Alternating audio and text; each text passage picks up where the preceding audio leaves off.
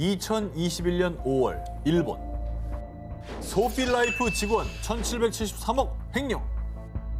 한 보험회사 직원인 이시 레이가 회사 돈 170억엔 한화로 무려 약 1773억 원을 횡령하는 충격적인 사건이 발생했습니다.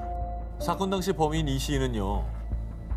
이거 이사님 승인받은 건데 바로 송금할게요. 미국의 한 은행에 개설한 개인 계좌로 횡령액을 전액 송금했는데요. 다행히 회사의 신고로 2021년 11월 범인 이 시인은 체포됐고요. 횡령한 돈의 행방도 찾았습니다. 하지만 조사 결과 밝혀진 충격 사실, 이미 이 시인은 횡령한 회사 돈 1773억 원을 모조리 다 써버린 뒤였습니다. 어디다 써 그거를? 뭘 해야 그걸 다 쓰냐? 와, 그러면 회사는 못 돌려받는 거잖아요. 지금 다 그렇지. 썼으면. 얘기가 좀 웃기거든요. 좀 더 네. 들어보시죠. 그러니까 어디다 쓴 거예요, 또? 자, 이 시인은 횡령한 1773억 원 전액으로 총 3,879개의 암호화폐 비코인을 구매한 겁니다. 미쳤다. 그런데 정말 놀라운 사실은 당시 비코인의 가치가 17%나 상승. 약 1,773억 원이었던 횡령액은 약 2,158억 원이 된 겁니다. 어머머. 그러니까 6개월 만에 무려 385억 원의 수익이 발생한 겁니다. 여기서 그러면 제가 궁금한 거는 횡령했던 직원이 본인이 횡령한 1,770억 원만 갚고 나머지를 갚겠다. 이러면 이거 어떻게 처리해야 되는 거예요? 그래서 실제로 이 시가 메일을 통해서 회사 경영진에게 용서해 주시면 횡령한 자금은 환불해 드리겠습니다.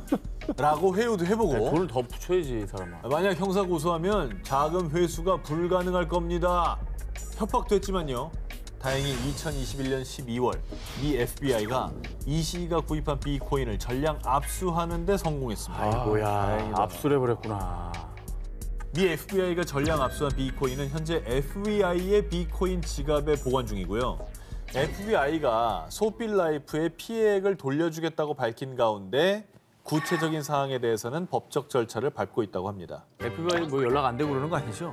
그러니까 갑자기 전화 FBI가 안 되고 막. 돌려주면 네. 원금을 돌려줄 거 아니에요. 응. 지금 비코인 가격에 대해서는 제가 알고 있습니다. 네. 2021년 12월에 저걸 압수했으면 지금 떨어졌어요. 어떻게 해? 빨리빨리 현금화 시켜가지고 반반 나눠. 아, 왜 반을 나는? 아유, 어떻게 좀 찾아야지. 이거 아깝잖아. 아, 본인 돈도 아닌데 왜 이렇게 내 거 이성적으로 아니구나. 판단하세요, 지금.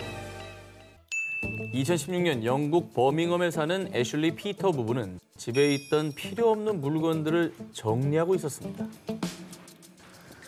여보, 이 걸리적거리는 꽃병 이제 제발 좀 버리자. 애들도 몇 번이나 걸려서 넘어져 버렸잖아. 그래, 이참에 정리하자. 근데 잘 팔면 10파운드는 받을 수 있을 것 같은데? 애슐리와 피터 부부는 오래전 돌아가신 고모님으로부터 꽃병을 물려받았습니다.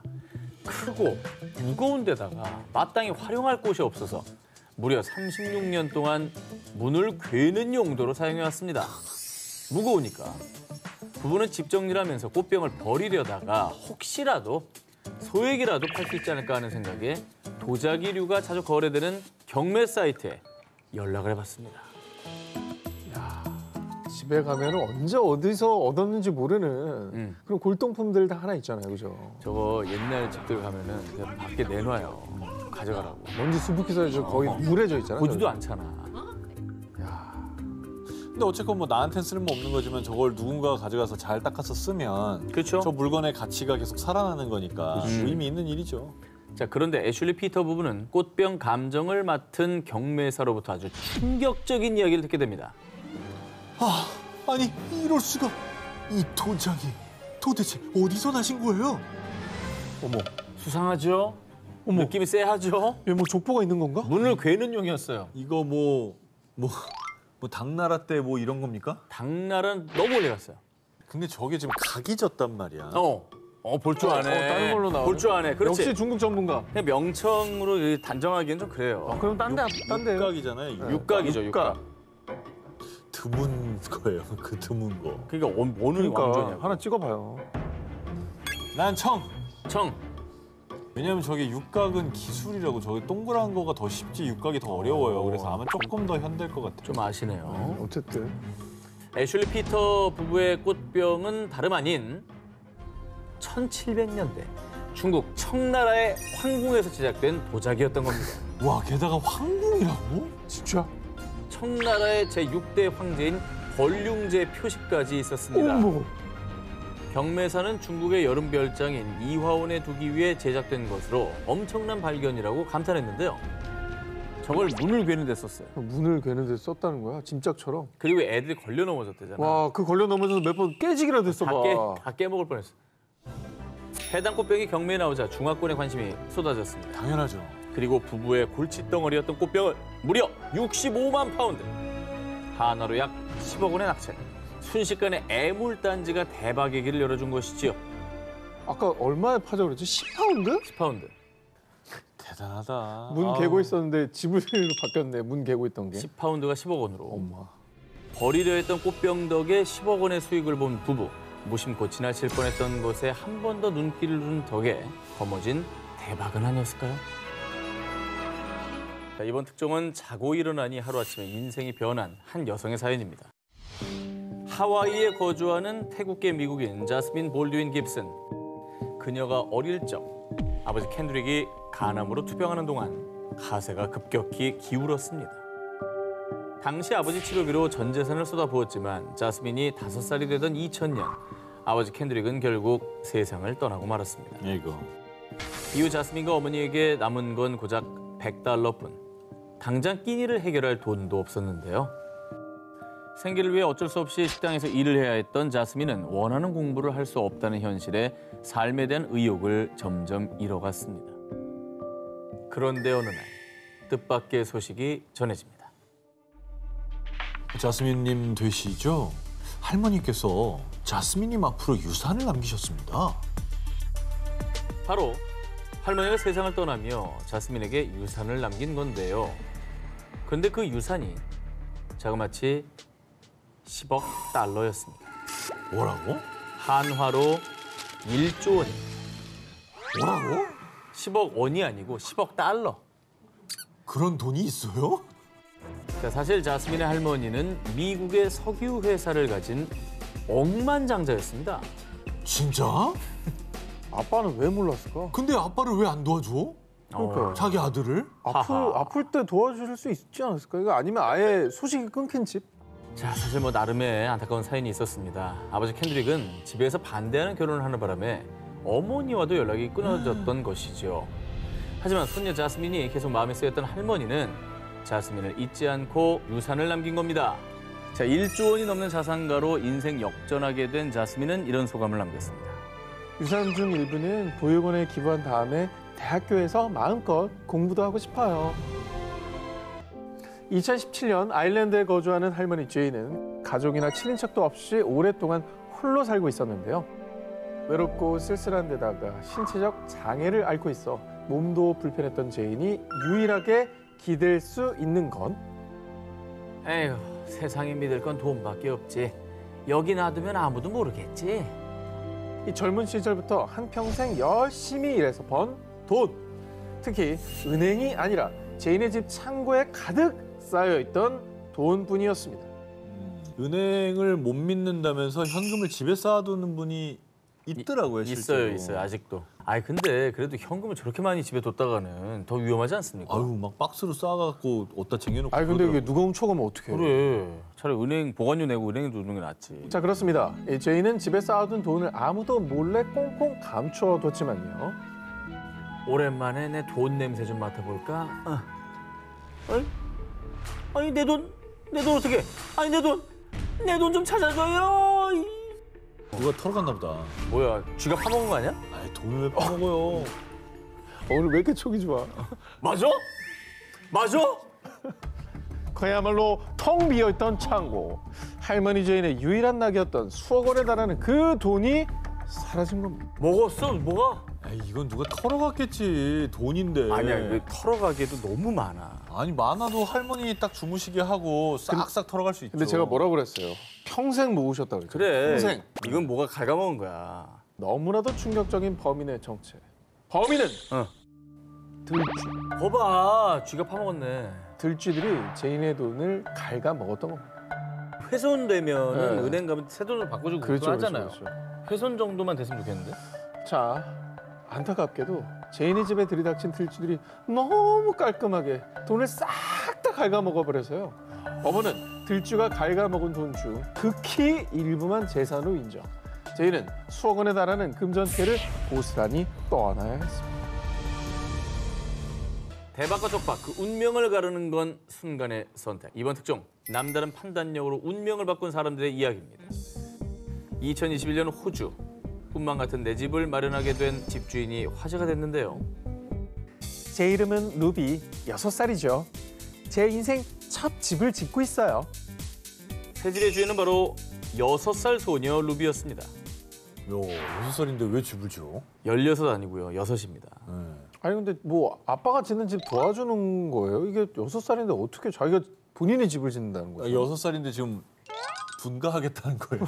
아니면 뭐 아까 같은 이제 사연이 있어서 큰 돈을 좀 상속을 받거나 뭐 그런 일이 있었나? 집을 물려받았다. 네. 자, 물론 내 집 마련을 6살 소녀 루비 혼자 이뤄낸 건 아니었습니다. 11살 루시, 12살 구스, 14살 한나까지 네 남매가 십실반 용돈을 꼬박꼬박 모아서 땅을 구매하고 집까지 짓게 된 것이죠. 아니 뭐 제일 큰 언니라 해도 14살인데 그렇죠. 너무 어린 거 아니에요? 아니 용돈 뭐 세뱃돈을 도 얼마나 받았길래? 그거 받으면 뭐 초콜릿이나 사 먹고 아이스크림 사 먹고 하는 거지 저걸로 집 짓는다는 생각을 누가 하냐고. 남다르죠.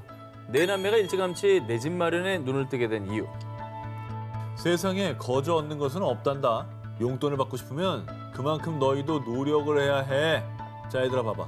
은행에는 이자라는 게 있는데 말이지. 부동산 투자자였던 아빠 맥럴런의 조기 교육 덕분에 일찌감치 경제에 눈을 뜬 네 남매. 네 남매는 작은 심부름을 하며 고사리 손으로 한 푼 두 푼 용돈을 모았고요. 친구들이 만화나 게임에 빠져 있을 때 네 남매는 저축, 적금, 투자 등등 금융 지식을 쌓았습니다. 대단하다. 역시 그 조기 교육이 참 중요해요. 그죠. 네. 어릴 때부터 돈의 흐름을 이제 캐치를 한 거잖아요. 존니가 얼마나 좋아할 만한 아이들입니까? 하나를 가르쳐주면 열을 깨우친 네 남매. 돈 불려가는 재미를 맛보더니 급기야! 아빠, 저희가 그동안 모은 용돈으로 집을 지을 수 있을까요? 멋진 집을 짓고 싶어요. 무려 집을 마련하겠다고 선언. 네 남매는 아빠에게 조언을 구했고요. 아이들이 기특했던 아빠 맥럴런은 세상에 거저 없는 건 없다고 했지. 나중에 커서 갚아야 한다. 토지 구매 및 주택 건설에 필요한 비용을 일부 보태줬습니다. 그리고 네 남매는 아빠의 조언을 참고해 고민한 끝에 호주 클라이드에 토지를 마련, 집을 짓고 있는데요. 그런데 네 남매가 구매한 땅값이 불과 몇 달 만에 무려 약 6천만 원이나 상승. 대박 수익을 거둔 것도 모자라서요. 10년 후면 이곳은 적어도 2배는 오를 거예요. 앞으로 저희는 부자 건물주가 될 거라고요. 라고 하며 또 다른 대박을 예고했습니다. 자, 이번에도 내 집 마련으로 대박을 꿈꾼 주인공의 사연입니다. 자, 두 기자님은요, 드넓은 뒷뜰에 넓은 수영장까지 딸린 고급 2층 주택을 단돈 16달러, 한화로 약 18,000원에 가질 수 있다면 어떻겠습니까? 의심할 것 같아요. 저 귀신 나오는 집 아닌가. 아, 저주. 자, 사연 속으로 들어보겠습니다. 2011년 미국 텍사스 50대 남성 키네스 로빈스는 우연히 주인 없이 오랜 시간 방치된 빈집을 발견. 번뜩이는 아이디어를 떠올렸습니다. 주인 없는 빈집이라고? 이거 탐나는데. 내가 가져도 되지 않을까? 자, 물론 원래라면 빈집에 거주하게 될 경우 원소유자와 협상이 필요합니다. 자, 그런데 이 고급 주택의 전주인은 빚을 갚지 못해 도망치듯 집을 버리고 떠났습니다. 어머, 이 집을 압류했던 모기지 회사까지 파산했습니다. 예? 주택의 소유주가 없어진 것이죠. 그리고 이 점을 눈여겨본 로빈스는 집을 가질 수 있는 방법을 연구. 당시 텍사스의 법에 따르면 주인이 없는 집에 3년 이상 거주하게 될 경우 그 집의 소유권까지 가질 수 있다는 사실을 알아냅니다. 자, 이 점을 캐치한 로빈스는 빈집을 가질 수 있는 권리를 주장하는 한 페이지짜리 진술서를 제출. 그 집의 임시 주인이 됐는데요. 자, 그러니까 서류 제출에 필요했던 단돈 16달러, 약 18,000원으로 로빈스는 무려 한화로 3억 7천만 원이 넘는 고급 주택에 눌러앉게 된 겁니다. 특이하다. 아, 머리는 정말 잘 굴렸네요. 그러니까 눈여겨보고 있다가 이런 법이 있는 걸 잘 알고 활용한 거잖아요. 자, 로빈슨은 원래 있던 법을 이용 말 그대로 잔머리를 굴렸을 뿐. 아니, 저는 합법적으로 이 집에 살고 있을 뿐입니다. 아니, 평범한 절차는 아니에요. 압니다. 하지만 분명 법을 어기지는 않았어요. 법을 어긴 건 아니었기에 아무도 로빈슨을 그 집에서 강제로 퇴거시키지 못했는데요. 일단 집에 들어가는 데 성공한 로빈슨. 이대로 3년만 더 버티면 이 고급 주택은 그대로 로빈슨의 손에 들어오게 되는 상황이었죠. 자, 그렇게 하루하루 달력을 보며 집주인이 되기만을 손꼽아 기다렸던 로빈슨. 그런데 아이고. 로빈슨의 바람이 무색하게도 소유권을 주장하는 A은행이 나타났고요. 결국 로빈슨은 8개월 만에 집을 나와야 했습니다. 그러니까 이게 채권자가 없을 리가 없다니까. 뒤늦게 안 거지. 근데 저런 집 저기 8개월 사는 거 월세만 생각해도 16만 원이면 그럼. 아 16,000원? 16,000원. 16,000원이면 뭐 남는 장사 한 거죠. 뭐. 그죠? 남는 장사했죠. 네. 야. 대박 중에 대박이 될 뻔했지만 결국 쓸쓸히 퇴장할 수밖에 없었던 한 남자의 이야기였습니다. 2020년 캐나다에 거주하는 클로이는 한 시립 매립지 기부센터에서 $5, 한화약 4,500원에 판매 중이던 그림을 발견했는데요. 자, 평소 미술품을 좋아하던 그녀는 그림을 보자마자 한눈에 반해 바로 구입. 집에 돌아와 설레는 마음으로 구매한 그림을 살펴보기 시작했습니다. 그런데 그림 뒷면에 적힌 작가의 이름이 다름 아닌 영국의 전설적 록 가수 데이빗 보이와 똑같았던 겁니다. 아, 진짜? 아니 근데 데이빗 보이가 동명이인이 있겠죠. 있을 수 있죠. 무명 작가일 수 있지. 데이빗 보이면은 $5에 판매될 리가 없지 않을까요? 그리고 영국도 아니고 캐나다에서 발견됐으면은 이거는 그냥 아하. 캐나다 사람일 수도 있는 거고. 자, 하지만 평소 데이빗 보이의 팬이었던 클로이는 보이가 음악뿐만 아니라 배우와 화가로도 활동했던 사실을 잘 알고 있었는데요. 이 때문에 해당 그림이 동명이인이 아닌 진짜 록 가수 데이빗 보이의 것일지도 모른다고 생각한 겁니다. 저때 심장 얼마나 뛰었을까? 진짜 장난 진짜 아니겠다. 보인가? 네. 이러면서. 자, 인터넷에 보이의 그림에 대해 검색해본 뒤 진위 확인을 위해 경매업체에 연락한 클로이. 아니, 어떻게 이 그림이 캐나다에? 이건 데이빗 보이의 그림이 확실해요. 자, 해당 그림에는 The Head 46라는 제목이 적힌 라벨이 붙어 있었는데요. 이는 데이빗 보이가 95년부터 1997년까지 3년 동안 그린 약 47점의 초상화 시리즈 중 한 점이었습니다. 오, 진짜 가보다. 야, 근데 저게 왜 기부센터에 있었대? 이름도 있고 서명도 있잖아요. 근데 저걸 못 알아봤나 아무도?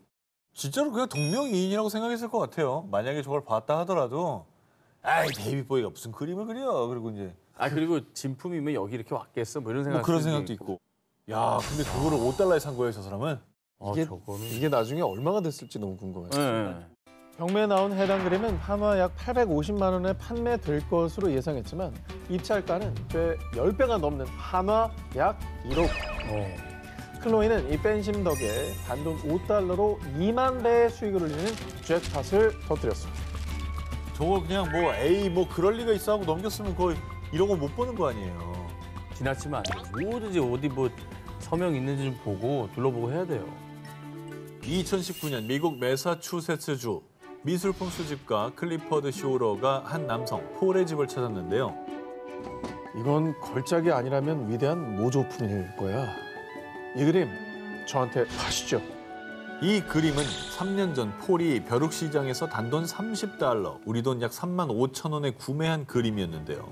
그런데 쇼러는 그림을 보자마자 감탄, 무려 $10만, 우리 돈 1억 1,800만 원의 선금을 주고 이 그림을 구매했습니다. 아니 35,000원이었던 그림을 1억 1,800만 원에 샀다고요? 근데 아까 컬렉터라고 그랬잖아. 뭔가 알아보고 급하게 그 돈을 걸고 심지어 성금 주고 가져왔을 정도면 저거 보통 그림이 아니라는 거죠. 아니 근데 그럴 수도 있는데 헛다리 짚은 걸 수도 있어. 아 근데 저 스케치가 남다른 게 저는 정말 저게 남다르다고요? 예. 어디가 남다르? 아니 저런 스케치를 많이 남긴 뭐 다빈치 이런 사람들도 있잖아요. 다빈치 쪽, 렘브란트 쪽이 맞는 것 같은데. 누구야? 궁금해. 이 그림이 16세기 독일 르네상스를 대표하며 북유럽의 다빈치로 불렸던 화가 오피코트를 입은 자화상, 동방박사의 경배 등 수많은 걸작을 남긴 알베르히트 뒤러의 작품으로 추정됐기 때문이었습니다. 걸려있는 걸 보고 컬렉터도 매 눈으로 보고 이제 1억을 투자하긴 한 건데 모작일 수도 있는 거고. 그쵸. 진품이 아니면 이거 쪽박인 거잖아요. 그래.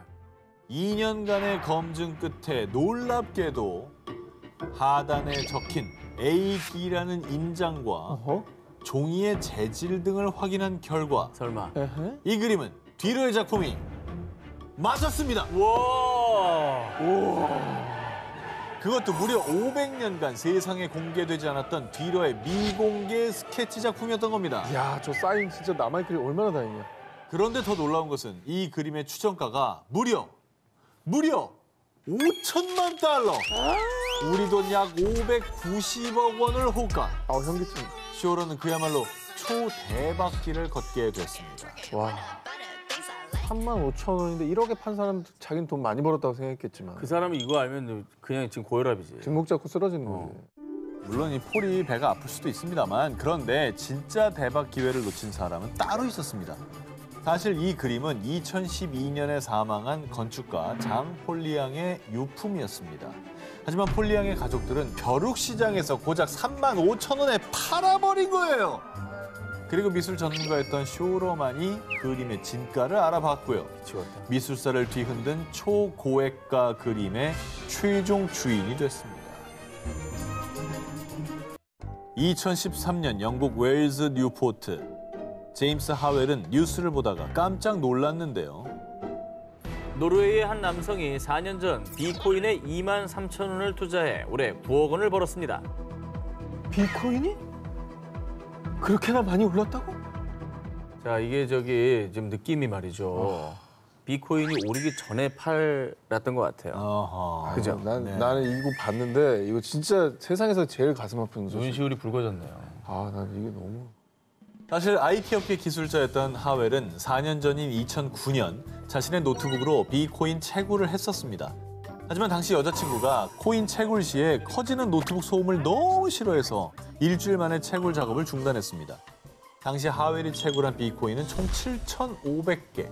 그런데 2009년 당시엔 비코인의 가치가 거의 없었기 때문에 하웰은 비코인이 든 하드디스크를 서랍 속에 넣어둔 채 4년간 잊고 지냈습니다. 그런데 그 사이 천정부지로 치솟은 비코인의 가치, 하웰이 보유한 비코인 7,500개는 2013년 당시 가치로 16억 원에 달했습니다. 4년을 잊고 살았는데 16억 원이 이게 벌린 거잖아요. 벌린 거죠. 강제 초장기 투자가 들어갔는데 이게 엄청나게 가치가 그치. 뛰어버린 거예요. 하웰은 잔뜩 들뜬 마음으로 비코인이 든 하드디스크를 찾았는데 근데 서랍은 텅 비어 있었고요. 아, 왜? 그 어디에서도 비코인이 든 하드디스크를 찾을 수 없었습니다. 그리고 그때 불현듯 떠오른 기억. 안 돼. 아, 이 하드디스크 진짜 오래된 거네. 이사도 가는데 그냥 버려야겠다. 미쳤나 보네. 16억 원을 버린 거잖아. 내 손으로. 아, 금고 사서 거기다 넣어놨어야지. 근데 그때는 아무 가치가 없었어. 아, 근데 혹시 모르잖아. 아, 그러니까 왜 그래? 이게 세상 모르는 거야. 하지만 인생 역전의 기회를 이대로 날릴 수 없었던 하웰. 잃어버린 비코인을 찾기 위해 그가 생각해낸 방법은 바로 쓰레기 매립지를 뒤지는 것이었습니다. 하웰은 당장 시의회에 쓰레기 매립지를 뒤지게 해달라고 요청했는데요. 하지만 시의회의 거절로 하웰이 비코인을 찾지 못하는 사이 비코인의 가치는 천정부지로 치솟았고요. 2021년 비코인 7,500개의 가치는 무려 4,700억 원에 달했습니다. 나 눈물 난다. 내 서랍 안에 이 돈이 들어가 있었던 거를 내가 알잖아, 이거를. 근데 내가 버렸잖아. 내가 지가 파먹은 버렸어. 것도 아니고. 그 마음이 어떨까? 아, 저는 이거 뉴스에서 보고 정말 안타까웠어요. 진짜. 하웰 역시 포기할 수 없었습니다. 하드디스크만 찾으면 지역 주민들을 위해 저 1,100억 원을 기부하겠습니다. 심지어 나사가 고용했던 데이터 복구 회사를 통해 비코인이 든 하드디스크의 복구 가능성도 확인했다면서요. 25명이 1년 동안 200제곱미터 매립지를 15m만 파면 된다고요. 다니던 회사도 퇴사하고 쓰레기 매립지를 뒤지게 해달라고 8년째 꾸준히 시의회에 요청하고 있습니다. 이게 찾길 바래요, 저는 그래서. 찾길. 근데 하드디스크를 찾았는데 만약에 복구가 안 될 수도 있잖아요. 만날 수 있죠. 그 10년째 찾았어. 여기 있다! 신봤다고 찾았어. 도대체 안 되겠는데요, 이거. 이러면 어떻게 해? 그건 더 비극이다. 하웰은 이런 말을 남겼습니다. 비코인의 가치가 오르다 보면 시 관계자도 마음을 바꿀지 몰라요. 저는 끝까지 희망을 버리지 않겠습니다.